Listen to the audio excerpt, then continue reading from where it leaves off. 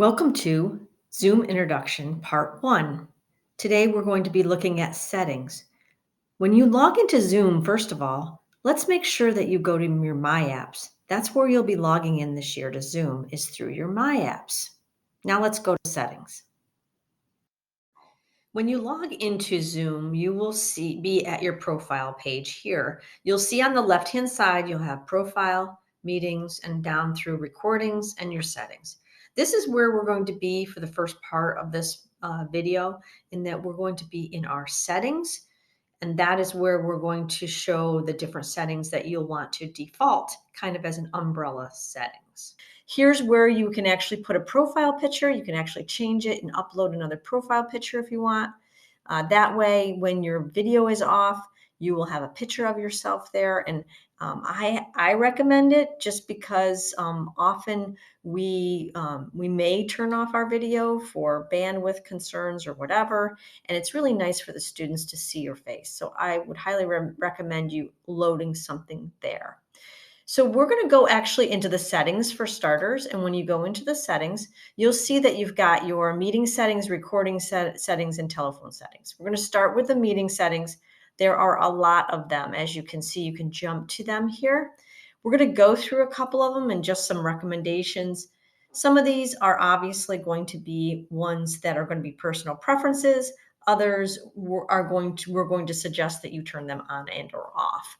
So right off the bat, and by the way, these settings are the like umbrella settings. Think of them that way.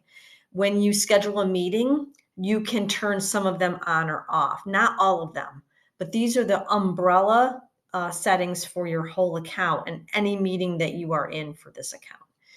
We suggest that you keep your waiting room on and you have that toggled on. For the other pieces here, we are going to be request that you require a passcode for your meetings, right? When you click any of these on and off, you'll see that the settings have been updated. It will tell you. We are going to suggest that you keep these off. We're going to talk a little bit about your personal meeting room later. As you go down through here, enable passcode to be on invite for the link for one-click join. We're going to say yes, that's probably have that on. It'll embed the passcode into your link. And your link will probably, for your meetings, will probably be sent out through Remind or in Google Classroom. So because that is a secure place for this link to be, and it's only available to the students that need that link, you can keep that on. Require passcode for participants joining by phone. We think that should be on, right? And then the next two we're going to recommend that you have off. We definitely don't want students to have to sign into Zoom. They're going to actually be just going through the link and going right into your meeting. For scheduling a meeting, you're going to want to turn host video and participants video, have that again defaulted on. This is something you can change when you create your meeting. The audio type, allow both, because again, if there's some bandwidth issues, a student or a colleague could come into a Zoom with a telephone and it would be less bandwidth than the computer audio. Most will be using computer audio. We don't normally want them to join prior to us, so we turn that off. It's nice to have that personal meeting room enabled, and I will share that. We'll talk about that again in a minute. Again, more settings that we'll be turning off there. Mute participants upon entry. I like this on, because what that means is when they come in, they will be muted, so you won't have to hear what's going on until you unmute them, or they unmute themselves, depending on what's going on. So I think that's really an important one to default to on. All right, we don't usually have a reminder. In meeting basics, remember, some of these you can turn off while you're in the meeting, and I'll show you that. But for now, this is what we think is a good idea.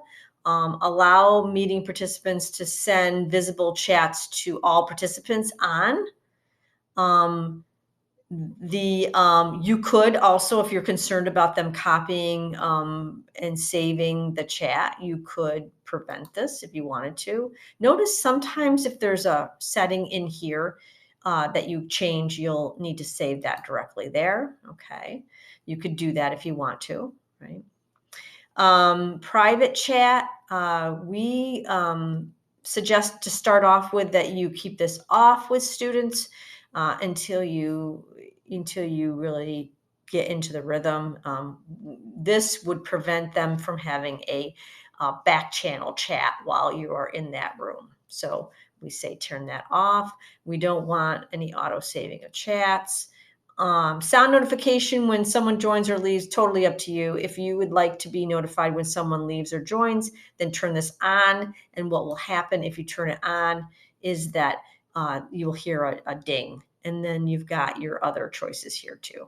I have a preference for turning it off, but that's totally your choice.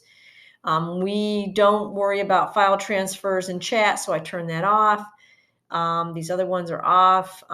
Co-host in polling. You want to make sure these are on in these settings because you'll definitely want to consider having a co-host, i.e. a co-teacher in with you. It just makes everything so much easier. This is another preference, always allow meeting toolbar. So you know when you're in there and it disappears and you have to click on the screen for it to come back up. This is what controls that. If you always want yours up, go ahead and click it on. If you're okay with it going off when you're not in that window, turn it off. It's totally up to you. Show Zoom windows during screen share. Another preference for you. What this allows is when you are in a meeting, it will show you when you toggle into the Zoom room, into your Zoom window, it'll show the Zoom window while you to everybody when you're screen sharing. Some people like this off because when they are screen sharing and they pop into the Zoom window, they're really just checking chat. So some people turn this off. I'm fine with it because a lot of times I'm showing features in Zoom, so it's totally up to you. Screen sharing.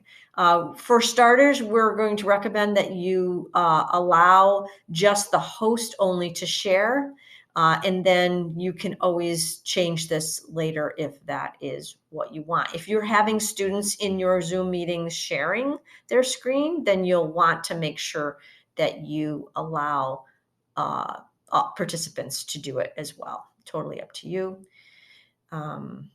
The other ones here, annotation. These annotation and whiteboard are only when you're on a desktop. Yes, it's a good idea to have these on. And all the other ones here, again, a preference really. You've got your meeting reactions and all that. Many of these are only for a desktop. Some are for all. Allow removed participants to rejoin. We suggest that's off. Allow them to rename themselves. We suggest that to be off. And then hide participant profile pictures in a meeting. I have it off because I like to see their profile pictures if they don't have their video on. Then you also have some advanced settings here. You'll want to make sure your breakout room is on. Closed captioning and closed captioning should be on so that your students can click on that and be able to read. That's a nice accessibility feature. Some of these other ones, again, really are preference. Virtual backgrounds are really only available to those that are on the client Zoom, which means if your students are on something other than a Chromebook, like a desktop or a laptop, they would be able to use virtual backgrounds. I think it's nice to allow that. And so as you go through these other ones again, you'll see what I have them on for. These are really not as important to think about. Here is the most important one, and that is join from your browser. You definitely want that on because they won't be logging in. They'll be going through the browser, so you have to have that on. And then there's a couple others here, but we're not going to go through them. They're more advanced. Not really anything that you'll need to worry about. All right, so those are the general meeting settings here. You'll notice one other setting I want to talk about at the top. You'll notice a toggle here for recording. When I click on recording here, you'll see that I have a local recording enabled and a cloud recording enabled, which saves it to the cloud. We are going to be suggesting that if you are recording any of your Zoom meetings or using it to record lessons, that you always go into your recordings and you make sure that you download your recordings and you don't keep them on the cloud, because storage will be an issue if everyone keeps them on the cloud for us. All right, so those are the settings in your profile. So remember, we went back to settings, profile, we went to settings. Those are ones that you really need to kind of review, make sure that they're the way that you want them to be. Thanks for tuning in to part 1, Zoom introduction videos. Check out part 2, setting up a meeting, where we'll go into how to actually create a meeting and check the settings for that specific meeting, and part 3, where we'll actually be hosting a meeting, talking about the settings within a meeting. Have a great day.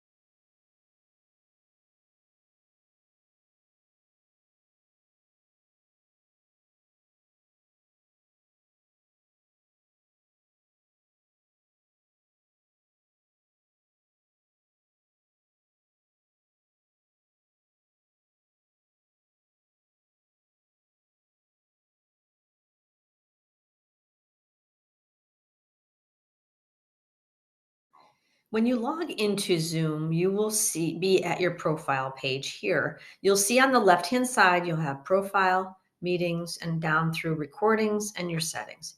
This is where we're going to be for the first part of this video, in that we're going to be in our settings. And that is where we're going to show the different settings that you'll want to default, kind of as an umbrella settings.